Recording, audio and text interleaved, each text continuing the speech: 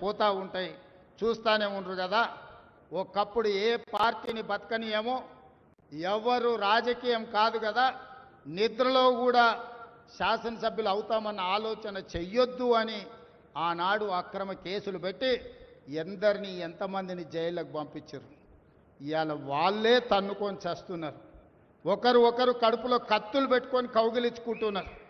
ఎవరు అక్కర్లేదు, వాళ్ళని వాళ్ళే పొడుచుకుంటున్నారు. విపరీతమైన అవినీతి సొమ్ము వచ్చిన తర్వాత సొమ్ముల పంపకాలలో కుటుంబ పంచాయతీలు ఇవాళ కుటుంబంలోనే ఒకరు సహించుకోలేని పరిస్థితి. ఒకరి మీద ఒకరు యాసిడ్ దాడులు చేసుకోవాలని ఒకరిని ఇంకొకరు నవ్వుతూనే కడుపులో కత్తులు పెట్టుకొని కౌగిలించుకునే పరిస్థితులు ఈ రాష్ట్రంలో దాపురించినాయి. పాపం ఊరికే పోదు.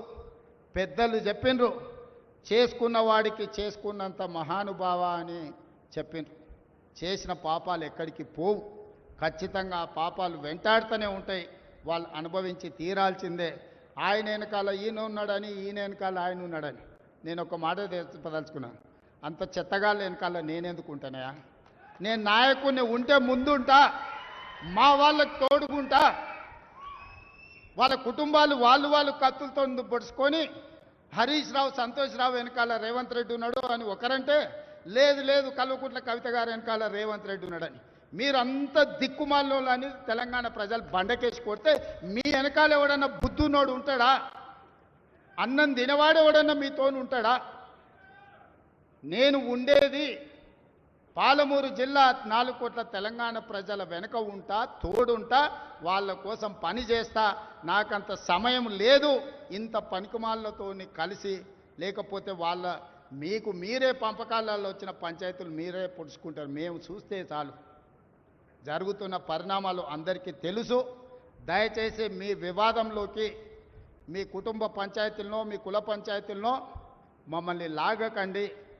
మాకు ఎలాంటి ఆసక్తి లేదు. మిమ్మల్ని ఎప్పుడో ప్రజలు తిరస్కరించిండ్రు. మీరు కాలం చెల్లిన 1000 రూపాయల నోటు లాంటోళ్ళు. కాలగర్భంలో కలిసిపోతుంది ఆ పార్టీ. ఒకప్పుడు జనతా పార్టీ కూడా గొప్ప పేరుండే, కానీ జనతా పార్టీ కనుమరుగైంది. ఆ తర్వాత తెలుగుదేశం పార్టీ ఒక అద్భుతమైన పార్టీ, చాలామందికి అవకాశాలు కల్పించిన పార్టీ. కొంతమంది కుట్రల వల్ల ఆ పార్టీ కూడా ఈరోజు తెలంగాణలో ఒక సమస్యను ఎదుర్కొంటుంది. మరి ఇన్ని దుర్మార్గాలు చేసిన మీరు మాత్రం ఎట్లా మనుగడ సాధిస్తారు? ప్రకృతి అనేది ఉంటుంది, ఆ ప్రకృతి శిక్షిస్తుంది. అందులో మనకి ఎవరికి ఏమాత్రం ప్రమేయం లేదు. రాజకీయాల వైపు చూడకండి మిత్రులారా. పాలమూరు జిల్లాను అభివృద్ధి చేసుకుందాం. ఇరిగేషన్ అండ్ ఎడ్యుకేషనే my first priority. Irrigation and education వస్తే ఆటోమేటిక్గా ఎంప్లాయ్మెంట్ వస్తుంది. ఎంప్లాయ్మెంట్ వస్తే మనమే ఆదర్శంగా నిలబడతామని తెలియజేస్తూ మీ అందరి దగ్గర సెలవు తీసుకుంటున్న ధన్యవాదాలు మిత్రులారా.